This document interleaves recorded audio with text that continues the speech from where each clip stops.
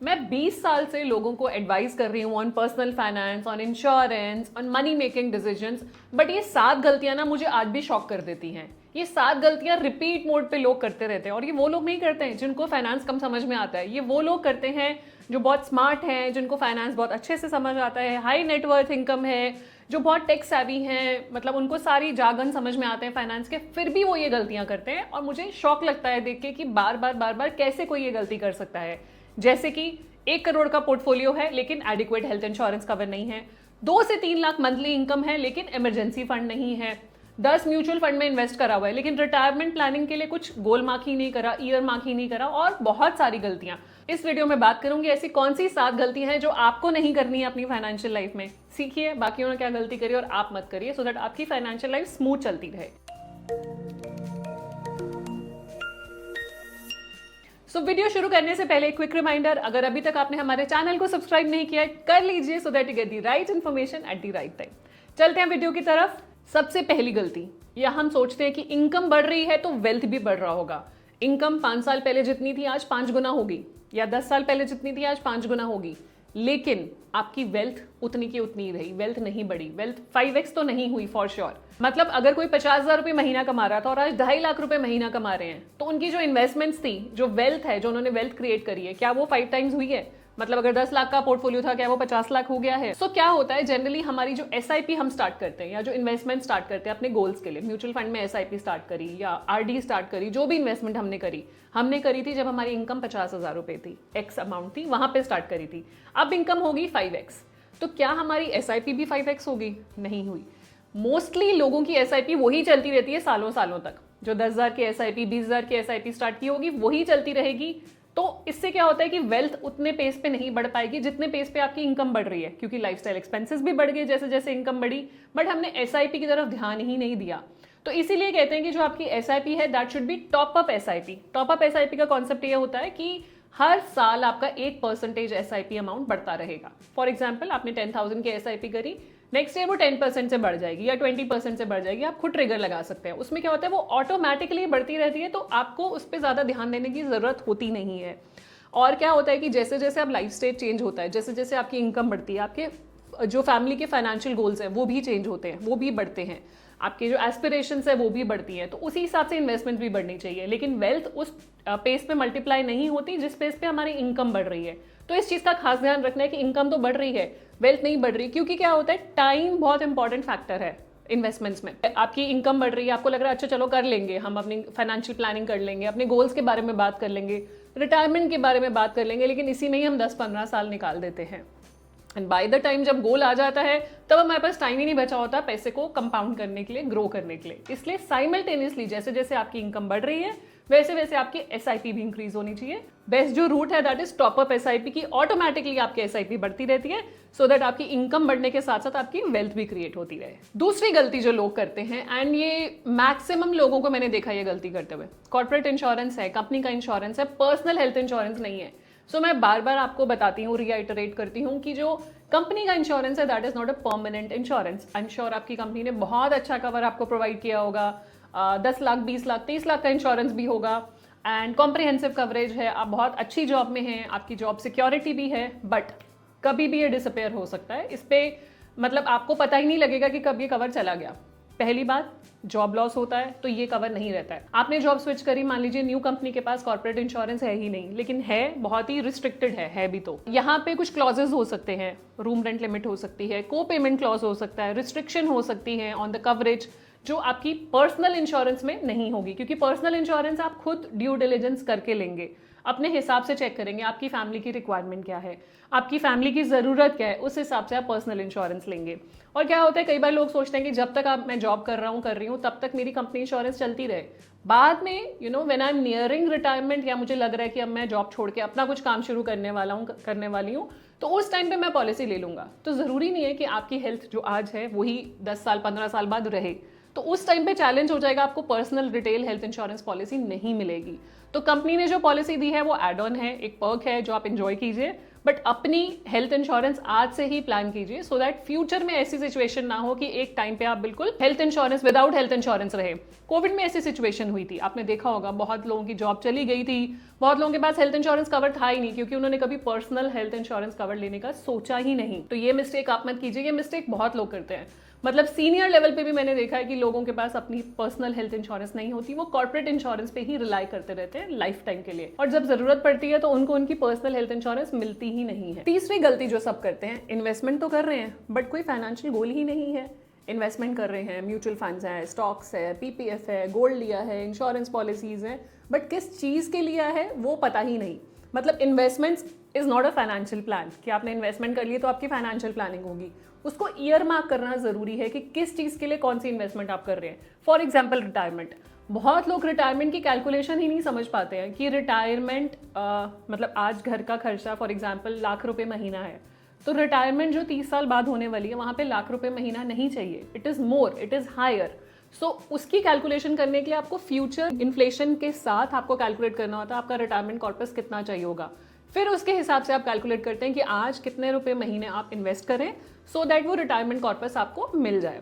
सो उसके लिए लोग प्लानिंग ही नहीं करते हैं, सोचते ही नहीं है, प्लान करते हैं 50-55 पे, चलो मैं रिटायरमेंट के लिए पैसा जोड़ लेता हूँ, या जिनको रिटायरमेंट पे पेंशन मिल रही है या कॉर्पस मिल रहा है, एनपीएस मैच्योर हो रहा है तो उनको 3-4 करोड़ रुपए आ रहे हैं, अच्छा मेरा रिटायरमेंट तो अच्छा निकलेगा। बट बहुत बार ऐसा होता है जब आप रिटायरमेंट कॉर्पस की कैलकुलेशन करते हो आपके एक्सपेंसेस के हिसाब से, आपके लाइफस्टाइल के हिसाब से, corpus can run into 10-15 crore also, and I am not joking. मतलब एक्चुअल में जब हम कैलकुलेशन करते हैं, फाइनेंशियल प्लानिंग करते हैं, तो वहाँ पे 20-20 करोड़ भी रिटायरमेंट कॉर्पस निकलता है, बिकॉज खर्चे इतने ज़्यादा हैं। और दूसरी बात यह है कि लाइफ एक्सपेक्टेंसी, हम बोलते हैं कि 60 पे रिटायर हो गए और अगर 85-90 तक लाइफ एक्सपेक्टेंसी है तो 30 साल हमें बिना इनकम के रहना है, तो क्या करेंगे? मतलब अगर आप कुछ करते रहें दैट्स वंडरफुल, बट आपको भी एक पॉइंट के बाद लगेगा कि मुझे यार रिटायरमेंट कॉर्पस चाहिए, मुझे वो पीस ऑफ माइंड चाहिए कि मैं रिटायरमेंट के बाद मुझे एटलीस्ट अपने लाइफस्टाइल एक्सपेंसेस की चिंता ना हो, हाउस होल्ड एक्सपेंसेस की चिंता ना हो, उसके ऊपर मैं कुछ भी कर रहा हूँ दैट्स माई चॉइस, बट ना करूँ तो वो टेंशन ना हो। कल को कोई मेडिकल एडवर्सिटी आ गई, कोई मेडिकल कंडीशन आ गई और वहाँ पे अगर एडिक्वेट हेल्थ इंश्योरेंस नहीं है तो क्या होगा, आपका कॉर्पस वहीं चला जाएगा। सो इसलिए हमें प्रॉपर इन्वेस्टमेंट्स के साथ ईयर मार्क करना गोल जरूरी है कि किस गोल को कब अचीव करना चाहते हो, उस गोल के लिए आपको कितना पर मंथ आज इन्वेस्ट करने की जरूरत है सो दैट वो गोल इजीली अचीव हो पाए। गोल्स होते हैं कॉमन, जैसे आपके बच्चों की एजुकेशन है, शादी है, अपनी रिटायरमेंट है, घर खरीदना है, गाड़ी खरीदनी है, शॉर्ट टर्म गोल्स कुछ हो सकते हैं, इमरजेंसी फंड प्लान करना है, तो ये सब आपके फाइनेंशियल गोल्स हैं और ये लिखने बहुत ज़रूरी हैं। मतलब रैंडम हमारे दिमाग में होते हैं कि अच्छा ये तो करना ही है, पता है अच्छा बच्चे की एजुकेशन इस साल में है, बट उसके लिए प्लानिंग करना तभी हो पाएगा जब आप लिखेंगे कि ये मेरा गोल है और ये मेरी इन्वेस्टमेंट है, इन दोनों को आपस में सिंक होना बहुत ज़रूरी है। तो इसलिए written financial goals are very important. Fourth mistake जो लोग करते हैं, मोर म्यूचुअल फंड्स मतलब मोर डाइवर्सिफिकेशन। ऐसा नहीं है, आपको ज़्यादा म्यूचुअल फंड्स की ज़रूरत नहीं होती है। मतलब ऐसा भी बहुत बारी देखा गया है कि बहुत सारे फंड्स लिए हुए हैं लेकिन सेम कैटेगरी के हैं, डाइवर्सिफिकेशन नहीं है, तो वहाँ पे आपको ये चेक करना ज़रूरी है कि आपका पोर्टफोलियो वेल डाइवर्सिफाइड है, हर एक सेक्टर में पैसा लगा हुआ है, हर एक मार्केट कैप में पैसा लगा है, small cap, mid cap, large cap, आपने फ्लेक्सी कैप्स लिए हैं, आपने मल्टी कैप्स लिए हैं, और आपके टोटल पोर्टफोलियो में डेट और इक्विटी का कंपोनेंट है कि नहीं है, एसेट एलोकेशन प्रॉपर है कि नहीं है। बहुत बारी हम ऐसा करते हैं कि सारा कुछ इक्विटी में ही लगा देते हैं, डेट में लगाते ही नहीं है। तो हमें ये समझना ज़रूरी है हमारे रिस्क एपेटाइट के हिसाब से, जब हमारे गोल्स लिखे होंगे हमें पता है कि कौन सा गोल किस साल में अचीव होना है और हमारी रिस्क एपेटाइट कितनी है, हम कितना रिस्क ले सकते हैं, क्या हम एग्रेसिव इन्वेस्टर हैं, क्या हम कंजर्वेटिव हैं, क्या मॉडरेट हैं, उस हिसाब से हमारी इन्वेस्टमेंट होगी और उस हिसाब से हमारे म्यूचुअल फंड्स डिसाइड होंगे। तो ऐसा नहीं है, मतलब you need to understand what you are owning. मतलब it's good to invest in mutual funds but आपको समझना भी ज़रूरी है। मिस्टेक नंबर 5, जो इन्वेस्टमेंट आपकी कम रिटर्न दे रही है उसको बेचो और जो इन्वेस्टमेंट ऊपर है उसमें और पैसा लगाओ। This is wrong approach. तो देखिए, परफॉर्मेंस चेजिंग नहीं करनी है कि जो रिटर्न अच्छा दे रहा है उसमें और पैसा लगा दो। सो द आइडिया इज कि आपकी डाइवर्सिफिकेशन प्रॉपर होनी चाहिए। मार्केट आपको हर फंड में हर टाइम पे सेम रिटर्न नहीं देती है, इसीलिए लोग डाइवर्सिफिकेशन करते हैं। एक जगह अपने सारे एग्स नहीं डालते हैं, उसको डिवाइड करके डालते हैं। फंडामेंटली समझिए कि फंड का ऑब्जेक्टिव क्या है, एज फार एज आपके गोल के साथ मीट हो रहा है। मान लीजिए आपने कुछ इन्वेस्टमेंट करी है, लोग कई बार बोलते हैं 1 साल 2 साल हो गया इन्वेस्टमेंट करी, कुछ रिटर्न ही नहीं आया। तो म्यूचुअल फंड्स में 1 साल 2 साल में रिटर्न नहीं आता, you have to hold them for longer period of time. अगर आप 5 साल 10 साल म्यूचुअल फंड्स को रखते हैं तो वहाँ पे रिटर्न आता है। That's how markets work. So इसमें अगर हम शॉर्ट टर्म रिटर्न चेज करेंगे कि एक फंड 20% दे रहा है, उसमें और लगा दो, क्लियरली म्यूचुअल फंड्स में लिखा होता है कि past performance does not guarantee future returns. तो हमें उसके पीछे नहीं भागना है, वी नीड टू अंडरस्टैंड हम किस में इन्वेस्ट कर रहे हैं। हम जैसे मैंने पहले वाले मिस्टेक में बताया, इससे पहले वाले में, कि डाइवर्सिफिकेशन इंपॉर्टेंट है, लेकिन ओवर डाइवर्सिफिकेशन कोई फायदा नहीं है कि आप बहुत सारे म्यूचुअल फंड्स खरीद लो, बहुत सारे फंड्स खरीद लो without understanding what these funds are, without understanding and linking to your financial goals, it will not help. Mistake number 6 कि टर्म इंश्योरेंस लेने का डिसीजन हम डिले ही करते जाते हैं। बहुत सारी फैमिलीज को मैंने देखा है कि टर्म इंश्योरेंस के लिए मतलब 3 साल 4 साल से रिसर्च कर ही जा रहे हैं, कौन सी टर्म इंश्योरेंस पॉलिसी लेनी है, कितने का कवर लेना है, what is the right cover, कितने साल तक पॉलिसी लेनी है, वो रिसर्च ही करते जा रहे हैं लेकिन पॉलिसी ले नहीं रहे हैं। सो देखिए, लेना इंपॉर्टेंट है। कहते हैं ना, dreams become reality when intentions become actions. So आपको एक्शन लेना इंपॉर्टेंट है। आपकी ड्रीम है, आप चाहते हैं कि आपकी फैमिली अच्छे से रहे, if something happens to you, आपकी फैमिली के पास एक सम एश्योर्ड होना चाहिए। वो रियलिटी तभी होगा जो आपकी इंटेंशन है। आपकी इंटेंशन है एक पॉलिसी लेने की, लेकिन आप एक्शन नहीं ले रहे हैं, तो वो पॉलिसी आएगी कहाँ से? Research is good, I understand research is good, but over research kill कर देता है पूरे पर्पस को। वो पॉलिसी आप ले ही नहीं पाते हैं सालों सालों तक। और फैमिली क्या होती है? अंडर इंश्योर्ड रह जाती है, नॉन इंश्योर्ड रह जाती है, अनप्रोटेक्टेड रह जाती है। कुछ ऐसा सिचुएशन हो जाए जहां पे हम आए दिन सुनते हैं कि ऑल ऑफ अ सडन किसी की डेथ होगी, उनके पास इंश्योरेंस कवर ही नहीं था, और फैमिली की लाइबिलिटी, बच्चे छोटे हैं, वाइफ अर्निंग नहीं है, तो वहां पे क्या होगा? So you have to understand कि टर्म इंश्योरेंस का डिसीजन ना बहुत इंपॉर्टेंट है। कल तक वेट नहीं करनी है। अगर आप अभी भी डिले कर रहे हैं बहुत सालों से, so take this as a message कि ये जो आप डिले कर रहे हैं ना, इसका कोई फायदा नहीं होने वाला। एक तो आपका प्रीमियम भी महंगा होगा जैसे जैसे एज बढ़ रही है। हो सकता है टर्म इंश्योरेंस मिले ही ना, because of medical complications, lifestyle diseases, sedentary lifestyle. और तीसरी चीज, अगर कोई अनफॉर्चुनेट इंसिडेंट हो गया तो फैमिली अनप्रोटेक्टेड रहेगी। तो जो आपका पर्पस है, जो आप इतने साल से कमा रहे हैं अपनी फैमिली के लिए, वो पर्पस सॉल्व नहीं होगा। तो try and understand the importance and urgency of this कि टर्म इंश्योरेंस आज ही लेना है, डिले नहीं करना है। मिस्टेक नंबर 7 जो मैक्सिमम इंडियंस करते हैं, बच्चों के एजुकेशन के लिए प्लान कर लेते हैं। जैसे ही बच्चा बॉर्न होता है, मेरे पास इतने कॉल्स आते हैं कि मैम एजुकेशन प्लानिंग करा दो, बच्चे की SIP करा दो, बच्चे के लिए इंश्योरेंस प्लान दे दो, जहाँ पे बच्चे का 17-18 साल पे हमें पता है कि वो एजुकेशन के लिए 50 लाख 1 करोड़ रुपए इकट्ठा हो जाए। लेकिन कभी कोई आके ये नहीं बोलता मेरे रिटायरमेंट की प्लानिंग करा दो।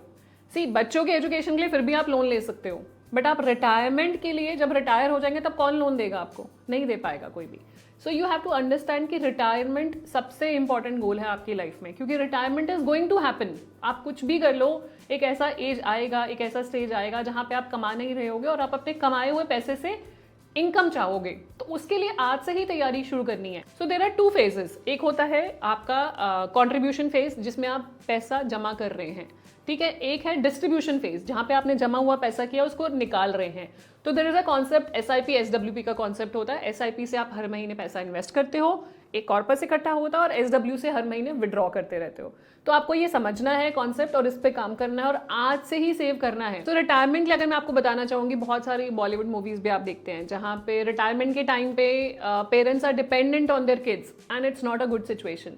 मतलब आप तभी देख रहे हैं ओल्ड एज होम्स और ये सब आ रहे हैं, इसीलिए आ रहे हैं बिकॉज बच्चों की अपनी रिस्पॉन्सिबिलिटीज हैं। इन द फर्स्ट प्लेस हमें एक्सपेक्ट ही नहीं करना चाहिए कि बच्चे हमारी जो ज़रूरतें होंगी रिटायरमेंट के बाद, they will take care of it, they will not be able to take care of it. अगर वो करना भी चाहें तो शायद फिर भी नहीं कर पाएंगे।